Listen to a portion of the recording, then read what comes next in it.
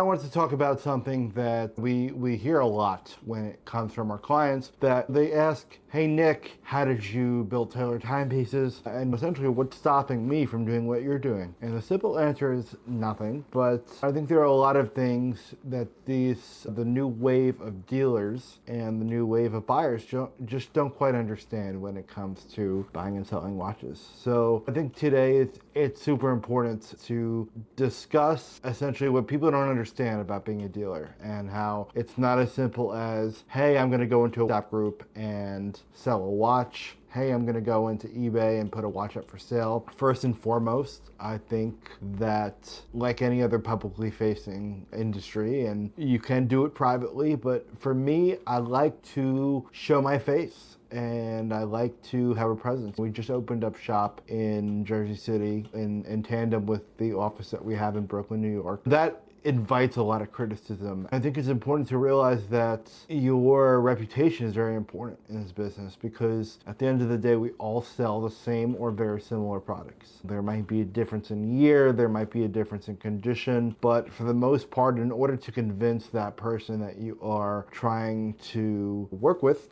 that the watch that they're trying to buy, they should buy from you, is the best way to do that is to have that reputation just down pat. You have to be able to accept criticism gracefully. You have to be able to not take things personally. And I think that's something that, if I was being honest with myself when I first started, and even more so now, I still struggle with. We see these comments on YouTube, some of them aren't as graceful and tasteful as I would like them to be as we're growing our YouTube channel. You just have to kind of take that on the chin. When you are publicly facing, when you're growing a business, people are gonna have a lot of opinions on what you should do, opinions on what you shouldn't do. I think it's important to surround yourself with educated people and to consider their insight, but not take their insight as gospel. Don't take it as the law. And I think that a lot of people don't recognize that reputation is everything. And at the end of the day, this is primarily a client-facing business. And if you cannot deal with clients, it's going to be a struggle, as it was for me, and at times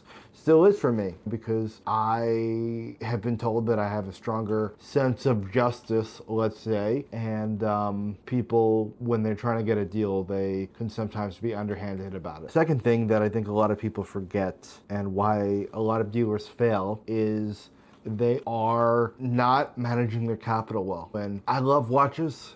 If it were me, I would buy every watch that I could. I know I'm actually not wearing something right now just because, but we have here Rolex Pepsi Vintage, and I love the watch. But if someone comes around and they offer you what you need for the watch, you gotta let it go. When I first started in this industry, I wanted to get the most for an item. If something had sold for, let's say, $3,000 and somebody offered me 28, I said, well, our recent sale was 3,000, so I can get 3,000. You can get 3,000 if you have the following that they have. You can get 3,000 maybe if you have the photos they have. But if you're just starting out, or even if you're not just starting out, I mean, I'm still all the time, I need to sell things at cost, or maybe slightly above cost, sometimes slightly under cost, just to move the piece. In those cases, a lot of times we'll do trades to mitigate those losses, because with trades you can work with the client a little bit more. But I think it's very important to manage your capital if you're going to be a dealer. I think that a lot of people will see these dealers online. I'm not going to name any names, but you know who they are, and they have hundreds of watches and it's worth millions of dollars. A lot of that stuff is financed, and a lot of that stuff, they take out business loans, they take out lines of credit, and a lot of that stuff is consigned. We have a great business associate of ours who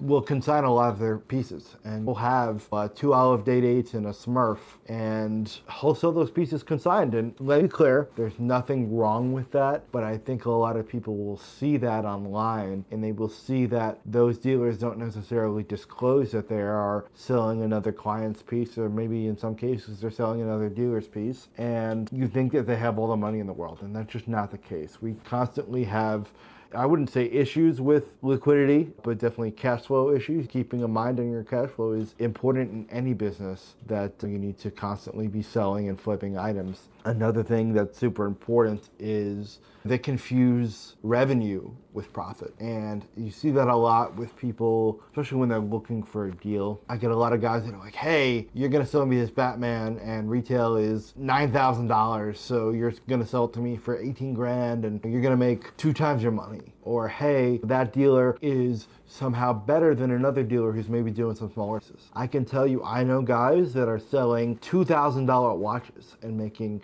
30-40% on the rip, and guys that are selling $50,000 watches and making $500. And it's all a matter of how quick can you move that money and what kind of market you're in. Again, if you're in a market or you've built that understanding and you've built that market up and you have a niche in the market, niche or niche, whatever it is, then yeah, you can sell a watch and get top dollar. But if you're not that kind of person, if you're always kind of looking over your shoulder at what the other guy's doing, then it's going to be very difficult to make a name for yourself. And I think that a lot of people will see us get a quote within a couple minutes, or they will see us getting discounts or us having these contacts with these brands like Tudor and Cartier, all these, and say, oh, well, it's just easy. You just call the guy at Cartier and you're going to get 30% off, and then you're going to make 30% on the watch. That's not the case. A lot of these relationships are built, back to point one, by being transparent, by being open and honest, and by being client-facing and front-facing. A lot of these deals that we do, they're not always deals that will make us a killing. Sometimes we get lucky and we're able to get a really interesting piece, or we take a piece on trade that we do very well on, and that's great. Personally, I think trades are the best deals that we can do, because usually, like a used car lot or any other product, you're taking a trade in.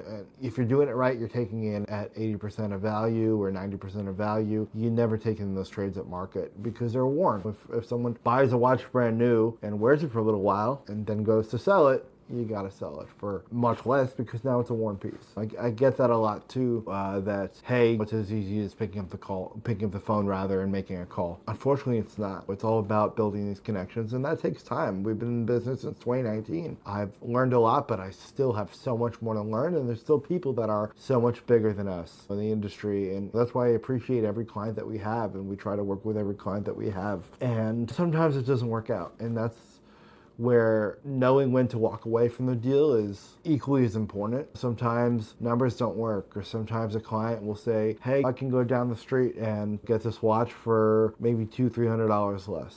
And I think a lot of dealers fail because they don't know when to walk away. They're willing to do any deal that gets business in the door, even if it's not the right deal for them. And I think that's something that we've learned as we've kind of niched down, or whatever. Again, like whatever it is, but it takes time. And I think it takes a lot of courage when you're building up a business to say, hey, you know what, this might be a deal, but it's not the right deal for me. It's not the right deal for my market. It's not the right deal for my clients. And as much as you want to say, hey, I want to do this watch thing because I want to build this business and I want to be in business for myself, at the end of the day, my boss is my clients. I think it's very important to realize that, and it's very important to acknowledge that at the end of the day, the clients that we have and the clients we work with are what provide us with the business. So again, work with your clients and try to do everything you can for them. But if a deal doesn't work, then it just doesn't work, and that's totally okay. And yeah, I really appreciate you guys letting me go on this little rant, just talking about why I think a lot of watch dealers fail and kind of my insights on what it takes to be a watch dealer. I have learned a lot in my 5-6 years doing this. I am still learning very much when it comes to references and how things work and how business works. And I really, really appreciate you guys letting us take you on that journey with us through YouTube and through Facebook and teaching us along the way. I mean, it's just been a real blessing, and I've definitely made some blunders.